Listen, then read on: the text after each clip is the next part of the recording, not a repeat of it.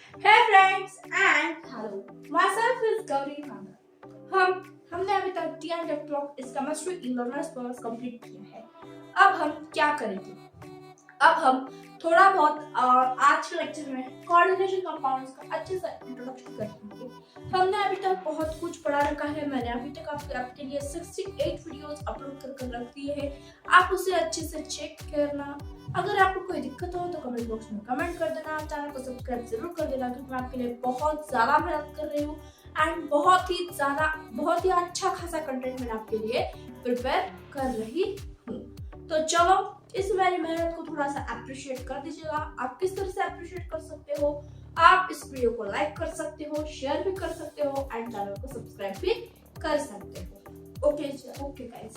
उसके बाद मैं आपको और एक बात बताना चाहूंगी कि प्लीज कोई भी मेरा लेक्चर स्किप कर ना देखिए, क्योंकि अगर आप कोई बात स्किप कर देते हो तो आपके लिए वो बहुत ही ज्यादा हार्मफुल हो सकता है। क्योंकि मैं हर एक मिनट पर आपको क्या करती हूँ, अच्छे से अच्छे समझाने की कोशिश करती हूँ। मैं आपको हमेशा बहुत अच्छा, प्योर एंड अच्छे से अच्छा ही कंटेंट दूँ। ओके, चलो फिर हम बात कर लेते हैं अब कोऑर्डिनेशन कंपाउंड्स के बारे में। जब हम कोऑर्डिनेशन कंपाउंड के बारे में बात करते हैं, कोऑर्डिनेशन कंपाउंड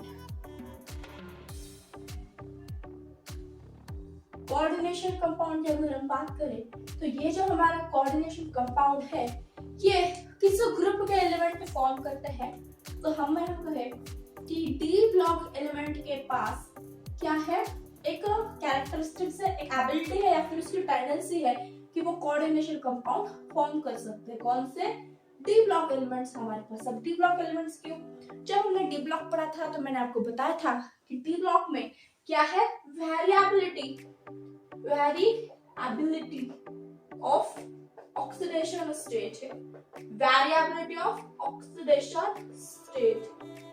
इसीलिए हमारे पास क्या शो करते हैं, वो कोऑर्डिनेशन कंपाउंड हम यहाँ पर शो कर देते हैं। ओके जी। उसके बाद जब एक कोऑर्डिनेशन कंपाउंड अच्छे से फॉर्म हो जाए तो हम इस कोऑर्डिनेशन कंपाउंड को किस तरह से डिफाइन कर सकते हैं? Compound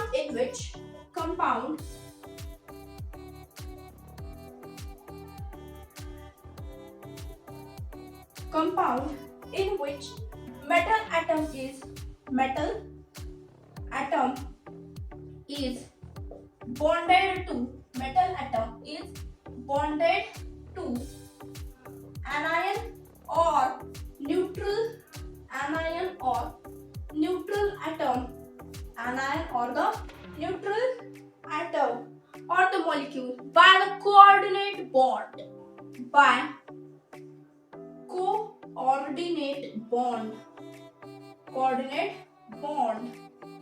then we called as coordination compound। क्या कहते हैं उसे? कोऑर्डिनेशन कंपाउंड हम उसे कह देते हैं। कब कहते हैं? कब कोई कंपाउंड को, किसी मेटल एटम को अगर हमारे पास किसी आयन या फिर किसी न्यूट्रल एटम ने उसको अच्छे से बॉन्डेड कर लिया तो उसे क्या कहते हैं? कोऑर्डिनेशन कंपाउंड कह देते हैं। क्या कहते हैं उसे? कोऑर्डिनेशन कंपाउंड कह देते हैं। अगर हम अपनी एनसीईआरटी खोलोगे और आप अगर नीट की कुछ भी आए क्वेश्चन देखोगे तो आपको यहाँ पर दिखा क्वेश्चन मिल सकता है कि जब आपका क्लोरोफिल है तो उसके पास मेटल कौन सा है? तो उसके पास है Mg। आपका अगर हीमोग्लोबिन की बात हो तो आपके पास क्या है? आयरन होता है। उसके बाद और एक एग्जांपल है, यस, विटामिन B12 की अगर बात हो तो आपके पास क्या हो? यहाँ पर कोबाल्ट हो सकता, कोबाल्ट है आपके पास। ये आपके कुछ हो गए एग्जांपल्स। क्या बताया मैंने आपको? कंपाउंड में जब कुछ मेटल एटम किसके साथ हो, एनायन या फिर न्यूट्रल एटम के साथ, हमसे क्या कहते हैं? उसका कोऑर्डिनेशन कंपाउंड। क्लोरोफिल में क्या है? Mg है जी। जो कुछ भी बायो के बच्चे हैं उन्हें ये अच्छे से पता है कि किस के साथ किस तरह से वैरी कर लेता है। ओके, अब इस कोऑर्डिनेशन कंपाउंड में हमें एक पहली थ्योरी आती है, that is the Werner's theory. कौन सी पहली थ्योरी हमारे पास? Werner's theory. क्या है थ्योरी का नाम? Werner's theory. क्या कहती है Werner's theory?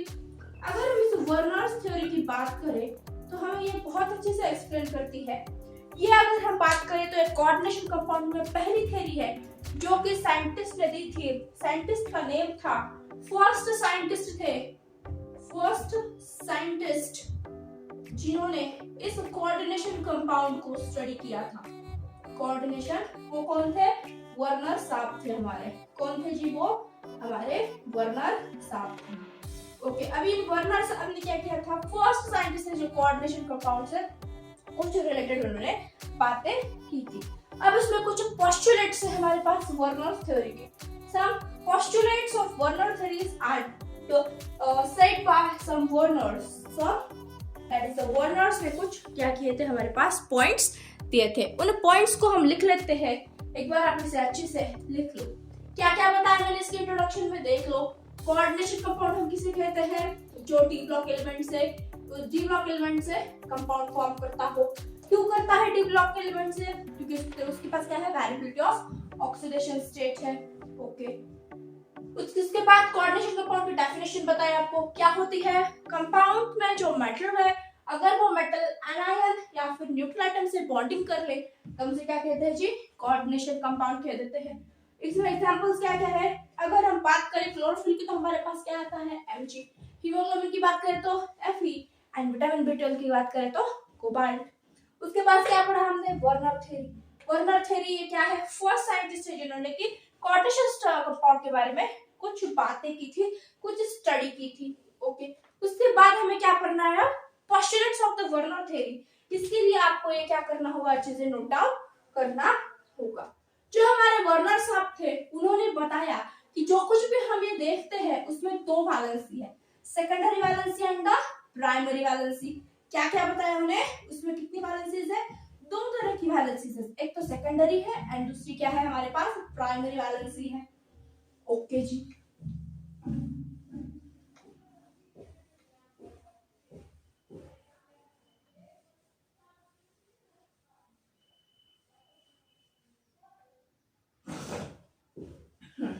sure. Postulates of the Werner theory. Postulates of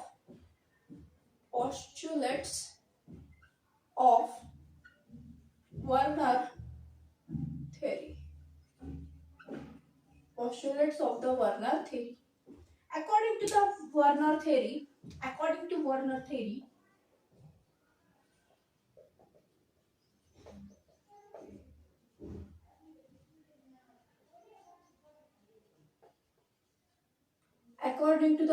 theory, there are two types of valency. First type क्या है हमारे पास? Primary valency and second type क्या है? Secondary valency. Primary valency and the secondary valency. अगर हम बात करें, अब पहले बात कर लेते हैं प्राइमरी वैलेंसी। जब हम बात करते हैं प्राइमरी वैलेंसी की, जब हम इसकी प्राइमरी वैलेंसी को कहते हैं तो वो क्या होती है? उसकी ऑक्सीडेशन स्टेट होती है। क्या होती है? उस कंपाउंड की वो ऑक्सीडेशन स्टेट मानी जाती है। प्राइमरी वैलेंसी का मीनिंग क्या है? हम उसके इनडायरेक्टली ऑक्सीडेशन स्टेट के बारे में बात कर रहे हैं वहां पर। ओके, ये जो आपकी है प्राइमरी वैलेंसी वो क्या है? आयोनाइजेबल है, आयंस के फॉर्म में हो सकती है। किस फॉर्म में है? आयोनाइजेबल है।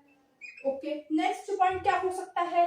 अगर हम करें तो यहाँ पर जो भी कुछ लिगैंड है, क्या है? लिगैंड। लिगैंड का मीनिंग क्या है? ये लिगैंड का मीनिंग होता है जो कुछ भी डोनेट करता हो। क्या करता हो? डोनेट करता हो। किसे जी? इलेक्ट्रॉन को डोनेट करता हो, उसे क्या कहते हैं यहाँ पर? लिगैंड कह देते हैं। इलेक्ट्रॉन डोनर हो तो ये जो हमारी प्राइमरी वैलेंसी है वो निगेटिव लिगैंड से सेटिस्फाइड हो सकती है। निगेटिव लिगैंड से सेटिस्फाइड हो सकती है। क्या हो सकती है? ये सेटिस्फाइड हो सकती है। एंड इसे कोई हमारे पास डायरेक्शन नहीं है, कोई डायरेक्शन नहीं है। ये क्या है? नॉन डायरेक्शनल है। नॉन डायरेक्शनल है ये हमारे पास। इतनी बात क्लियर है आपको? एग्जांपल देखना चाहेंगे? अगर हम बात करें CrCl3, किसकी? CrCl3। अगर आप देखोगे तो यहाँ पर यह क्या है? -3, इसका मतलब क्या हो गया? +3। ओके, और कुछ एग्जांपल नोट कर लीजिएगा। CaCl2, PdCl2, Ca Cl2 Pd Cl2। यहाँ पर ये क्या है, नेगेटिव लिगैंड है, यहाँ पर क्या है, ये नेगेटिव लिगैंड है, तो यहाँ पर क्या आएगा आपका +2, ये Pd क्या आएगा आपका +2। देखो क्या क्या कहा मैंने आपको, ये क्या बताता है आपको, ऑक्सीडेशन स्टेट। उसके बाद ये क्या है आपकी आयोनाइजेबल है, नेगेटिव लिगैंड से होती है।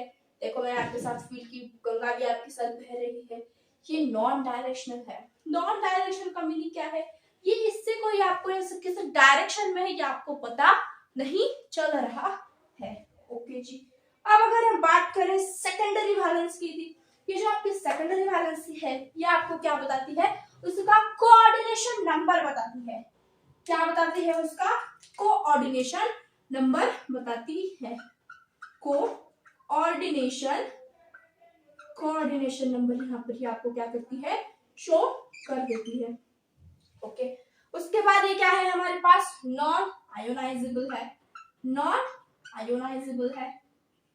उसके बाद ये क्या है, ये या तो फिर नेगेटिव लिगैंड से या फिर न्यूट्रल लिगैंड से क्या हो जाती है, सेटिस्फाइड हो जाती है। नेगेटिव या फिर न्यूट्रल लिगैंड से सेटिस्फाइड हो जाती है, सेटिस्फाइड हो जाती है। ओके। उसके बाद इसमें अगर कुछ डायरेक्शन की वगैरह बात करें तो ये क्या है, डायरेक्शनल है। ये क्या है आपके पास, डायरेक्शनल है। अब ये डायरेक्शनल का मीनिंग क्या है, इस डायरेक्शनल का मीनिंग क्या है आपको पता है, इस डायरेक्शन का मीनिंग क्या है। यहाँ पर इस डायरेक्शन का मीनिंग है कि वो हमें यहाँ पर क्या देती है, एक स्पेसिफिक ज्योमेट्री स्पेसिफाई कर देती है। ज्योमेट्री को ये क्या करती है, ज्योमेट्री को स्पेसिफाई कर देती है, ज्योमेट्री को स्पेसिफाई कर देती है। अगर मैं आपको बताऊं, आपके पास अगर आपने अपनी एनसीईआरटी अच्छे से देखी होगी तो आपको वहां पर कलर्स, उसके कुछ अलग अलग कंपाउंड्स में उसको आपको ये सब कुछ दिया हुआ है। ओके जी, ये हो गया आपके पास, इतना लिख लो। मैं यहाँ को आपको एग्जांपल्स, कुछ नए एग्जांपल्स मैं अपने बुक में से देखकर आपको दे दूंगी। कुछ आपको नई वैरायटी देना चाहती हूँ।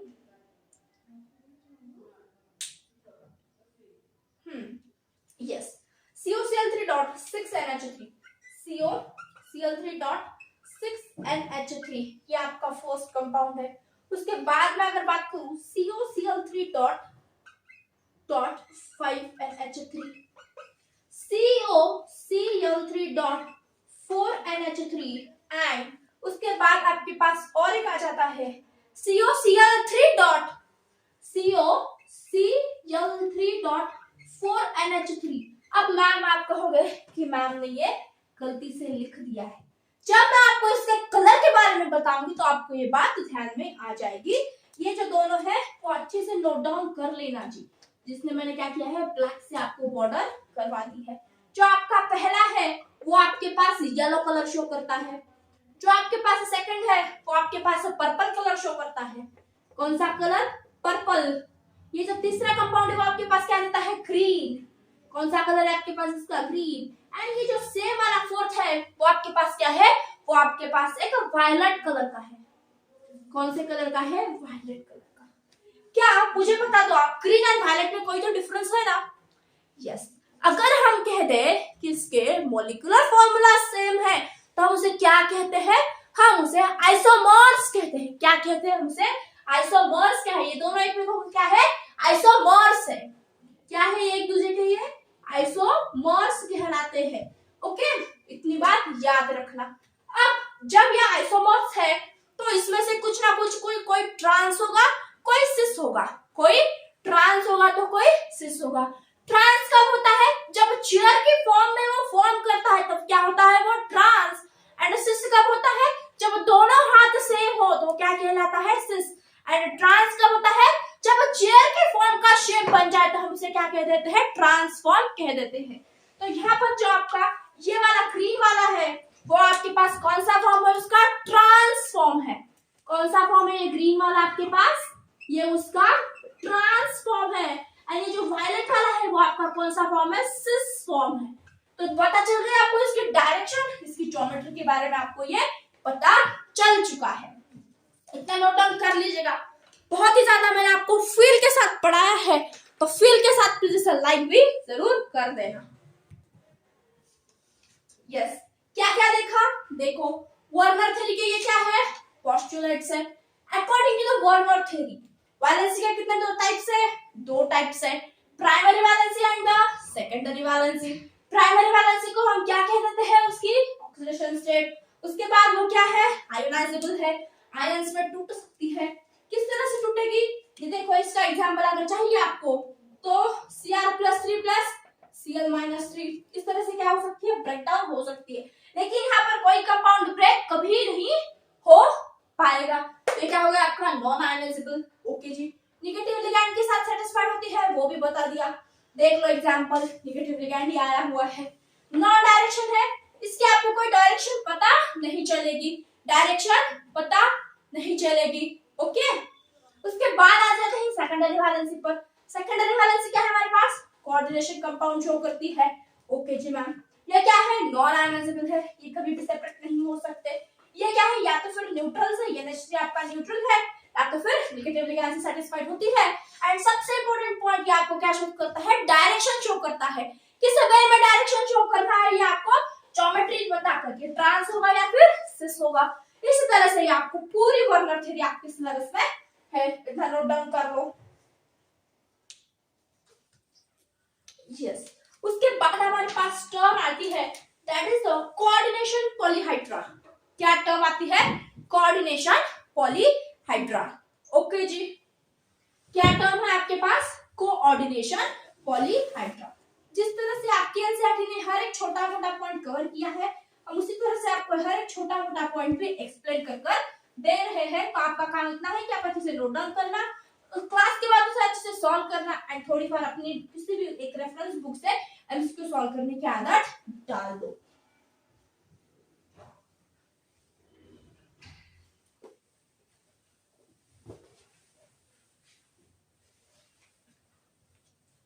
क्या है आपके पास अब नेक्स्ट, कोऑर्डिनेशन पॉलीहाइड्रा। क्या है ये कोऑर्डिनेशन पॉलीहाइड्रा, आयन और लिगैंड कोऑर्डिनेशन पॉलीहाइड्रा। क्या कहता है ये आपका कोऑर्डिनेशन पॉलीहाइड्रा। यस, कोई इसके नाम से बता सकता है, आयन और ग्रुप और लिगैंड, आयन ग्रुप और लिगैंड, आयन ग्रुप और ligand, they are bonded by secondary linkage, bonded by secondary linkage। किस लिंकेज से, सेकेंडरी लिंकेज। लिंकेज का मीनिंग क्या है यहाँ पर, वैलेंसी है, सेकेंडरी वैलेंसी यानी कि क्या शो कर रहा होगा उसका वो coordination number. Okay, and central atom have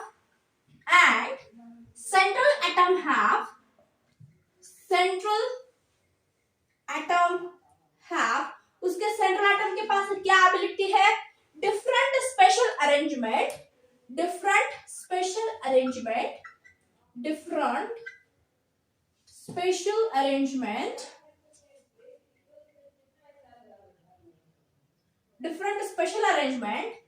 then it is called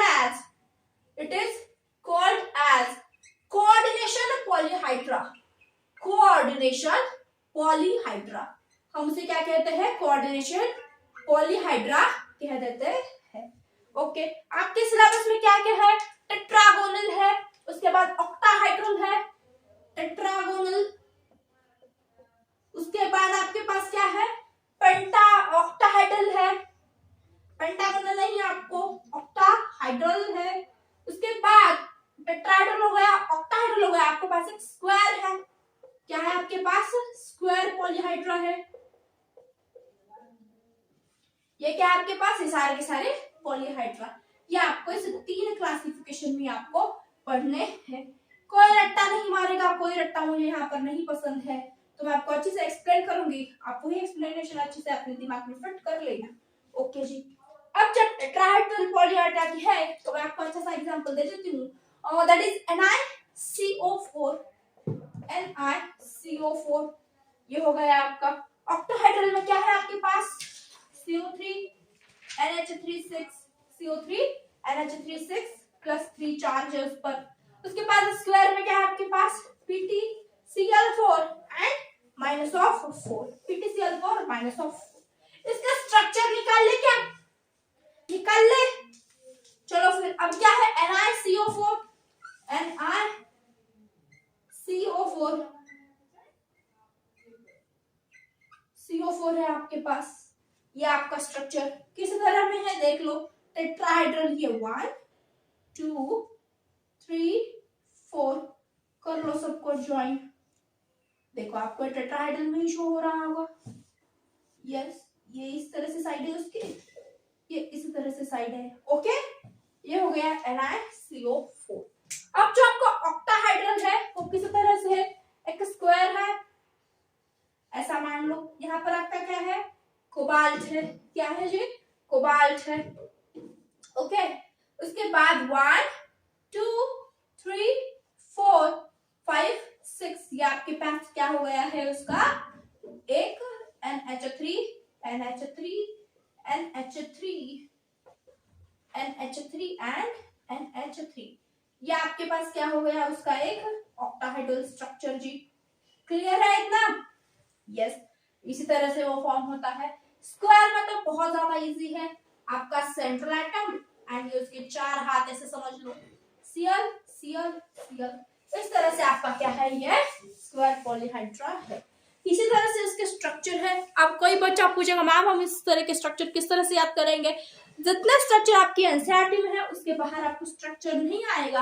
and अगर मुझे कोई पीआईक्यूज में या फिर कहीं क्वेश्चन सॉल्व करते वक्त अगर मुझे कोई नई चीज दिख गई तो मैं आपको तुरंत ही आपके साथ वो शेयर कर दूंगी।